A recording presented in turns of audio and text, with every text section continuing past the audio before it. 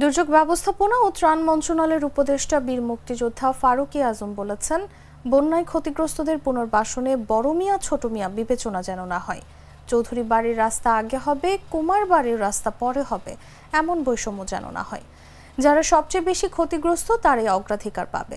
বৈষম্যের দিনের অবসান ঘটেছে। রবিবার চট্টগ্রামের মিরসরাই উপজেলা পরিষদ সম্মেলন কক্ষে বন্যা পরবর্তী পরিস্থিতি নিয়ে মতবিনিময় সভায় তিনি এসব কথা বলেন। বন্যা পরিস্থিতি নিয়ে তিনি বলেন, বন্যায় যারা ক্ষতিগ্রস্ত হয়েছে তাদের চিন্তার কোনো কারণ নেই। যথাযথ তালিকা হচ্ছে। আপনাদের ভাবনার চাইতেও সরকার আরো ভালো পরিকল্পনা হাতে নিয়েছে।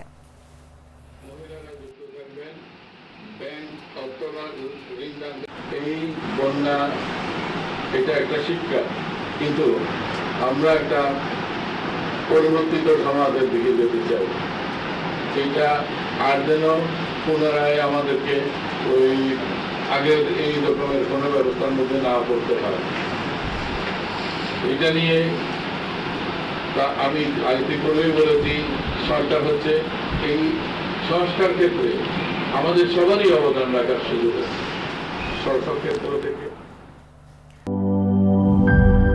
আরএফএল ওয়্যার ড্রপ, এতে ব্যবহৃত ইনসেক্টস রেপিলেন্ট মাস্টার প্যাচ পোকামাকড় থেকে কাপড়কে রাখে সম্পূর্ণ সুরক্ষিত। আরএফএল ওয়্যার ড্রপ, যত্নে থাকুক ভালোবাসা।